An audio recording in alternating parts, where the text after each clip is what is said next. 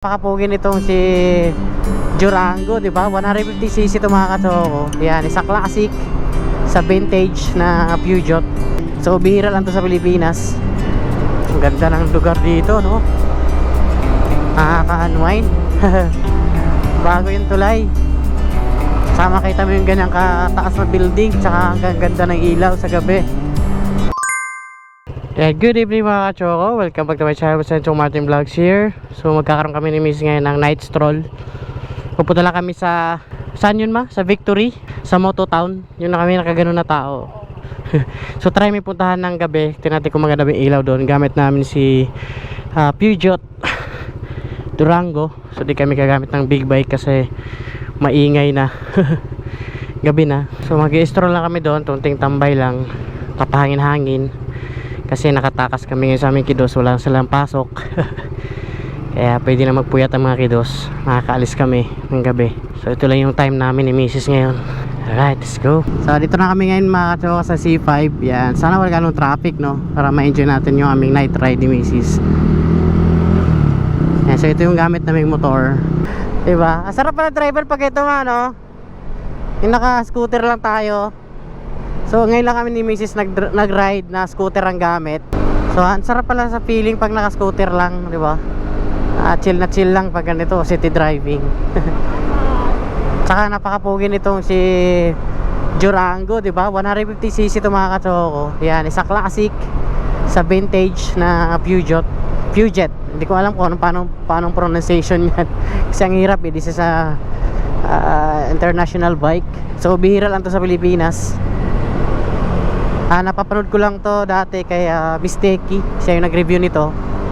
So hindi ako marunong mag-review. Rides lang kami ng rides ni Mrs. So panoorin nilang gaano kaganda na ginagamit namin to.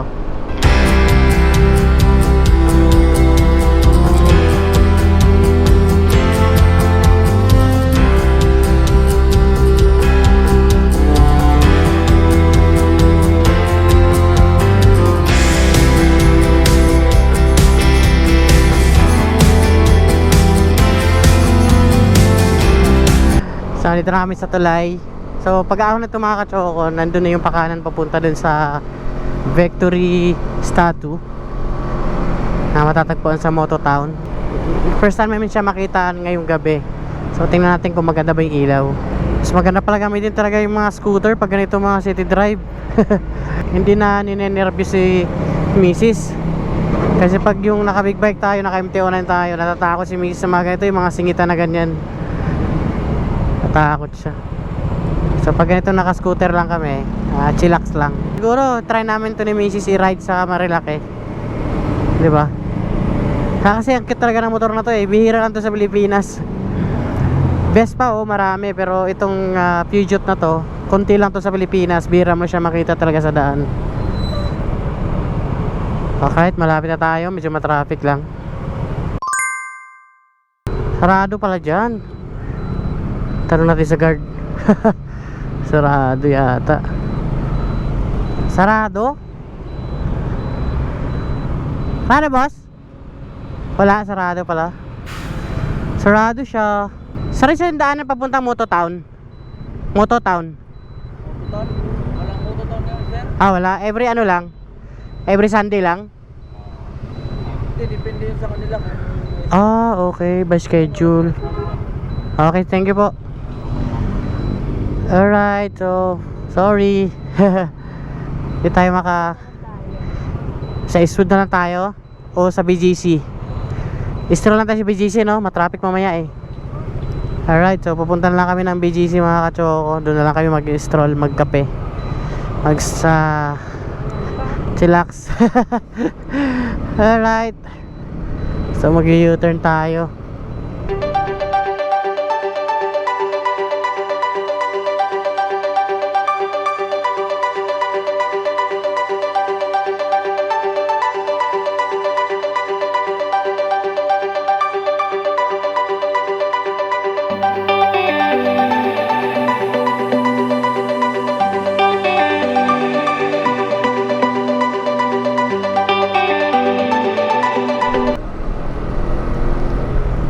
Yan, so dito na kami ngayon mga kachoko sa estansya. Dito na kami dumaan. diretso na to na BGC. Meron dong bagong bukas na tulay. So di natin kailangan mag C5 pa. Maganda rito sa gabi mga katsoko, tambayan din ang instansya. Pero doon na kami sa BGC para malapit na sa bahay in case na gabihin mga kami. So ito na yung mga katsoko, yung bagong tulay na natapos dito. Ito yung nagdudugtong ng Pasig at saka Taguig, ng BGC at saka Capitol Commons.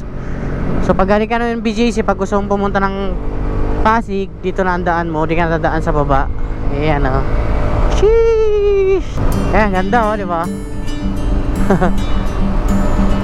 Ganda eh o. Yan. Chube. Tam?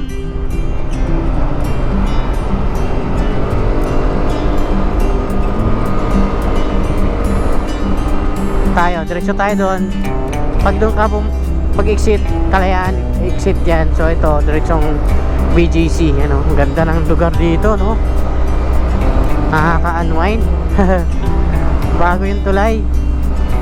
Sama kita mo yung ganyang kataas na building, tsaka ang ganda ng ilaw sa gabi. Nakaka-relax talaga sa BGC. So, unfortunately, di tayo nakapunta sa Victory. Sarado pala dun pagka gabi. Tsaka may schedule pala ang Mototown. Parang every weekend lang yata yun. So Friday ngayon, siguro bukas or Sunday ang open ng Mototown. Kaya tinalam. Okay lang kasi nakapag-stroll din kami ni Mrs. Napag-ikot-ikot, di ba? Naira-rides namin to si Durango. Ang cutie na classic na bike. So dito na kami sa Starbucks BGC mga katsoko. Dito na kami magtambay ni Mrs. Papark tayo. Haba ng pila. Sa shopping oh. Titok shopping habang nasa Starbucks. Anong bibilin mo? Sabon. Sabon. Doon ako nakabili guys. Bumili kayo dyan. In-endorse yan. Endorse si Mickey Periols eh. Diyan. Salamat, Chief. Yun, no? Okay. Salamat.